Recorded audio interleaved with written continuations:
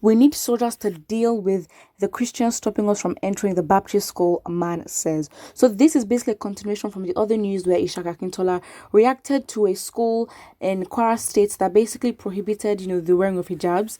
I mean, I think apparently the school is a Christian school. So let's recall that the Kwara State government closed down schools in Kwara State over the hijab crisis. Of course, when the people are moving mad over hijab, it doesn't make sense. This morning, the Kwara State government has reopened about 10 schools affected and asked the Christians to live in peace with the Muslims.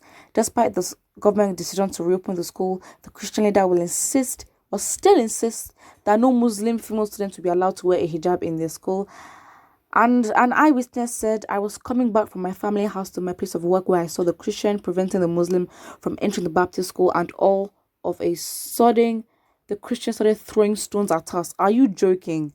The government has reopened school and they said we should live in peace and harmony, yet they are stopping us from entering the school. Please, we need soldiers to help us so that the Christians will allow us into the Baptist school. What is the audacity for me? Who do you think you are? I mean, it's such a little situation and you're calling in soldiers to force you to enter a school. That doesn't make sense. First of all, it is a Baptist school. So by protocol, if you're entering that school, the culture, obviously they're teaching, but the culture of the school would be in a Christian way, yes or no? So, and again, it's not a public school. It is most likely private owned. So why does the school not have a right to do that? Because if they said they don't want, I mean, I guess they have to, make these things clear from enrollment. And I guess if the school doesn't do that, then obviously it doesn't make sense. But it's such a trivial issue. It doesn't make sense. But then again, it's just, I can't believe we're arguing this. I cannot believe that this is what we are arguing about. To call in soldiers, a little issue, a trivial issue like this becomes big. And I don't even see what the big deal is. I understand it's a Baptist school, but I guess they want to hold on to their thing so tight. I mean, is that the only school that they can go to? That is the thing. Is the school free? Like, aren't there any other options? Like, it's not a must.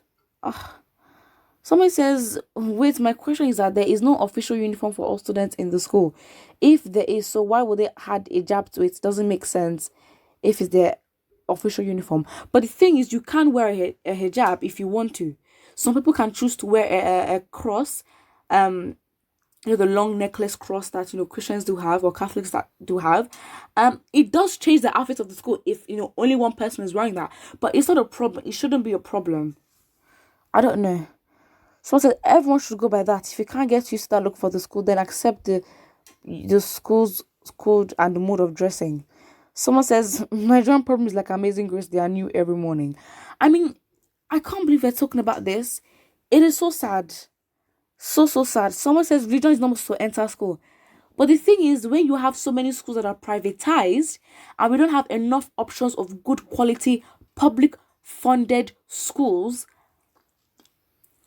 doesn't make sense. Then people are forced to actually go to schools like that.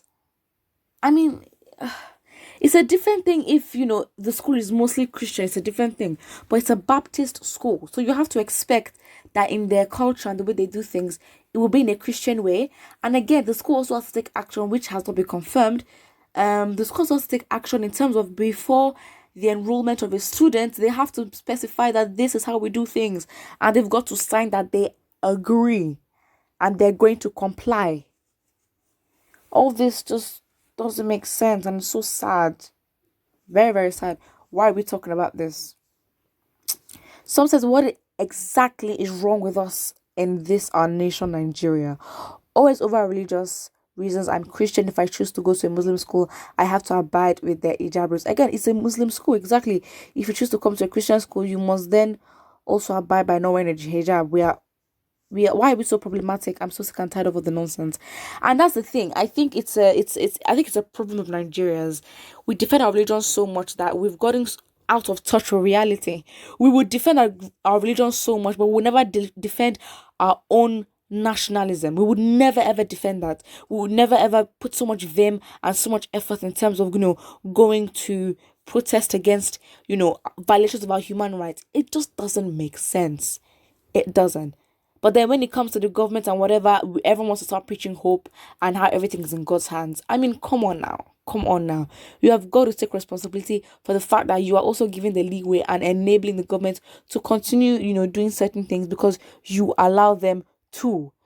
It doesn't make sense. And it's so hypocritical. It might be, honestly, it might be a psychological illness. I personally believe so because it is too consistent of a trait that Nigerians have generally, where we have a situation, we'll not focus on it, but we'll focus on other trivial issues that don't even add any value to our lives. It doesn't. By fighting for this, does this change our infrastructure? Does this create more jobs? Does this, appreciate our currency? Does this make the standard of living better in the country? It doesn't. Does this end corruption and bad governance? No. It doesn't.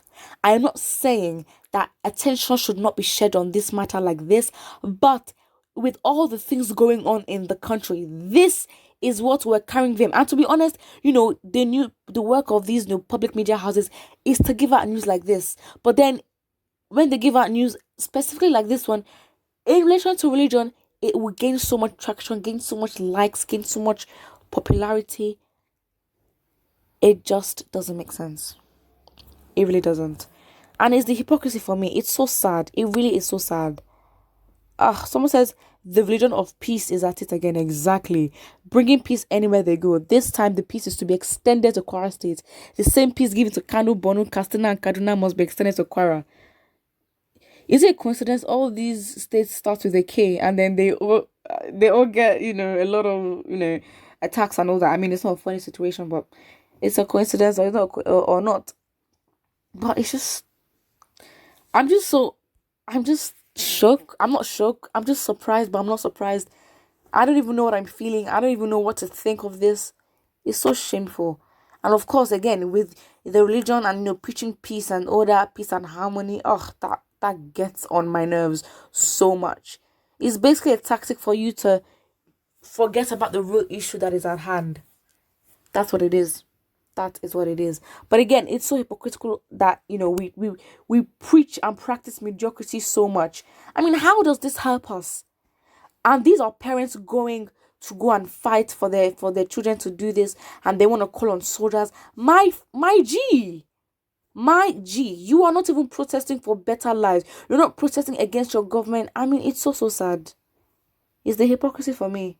It really is. It really is. People are dying every day. Herdsmen are killing people. Your religious leaders don't even... Oh my gosh. Please put what you think about this in the comment section below. And don't forget to like and subscribe.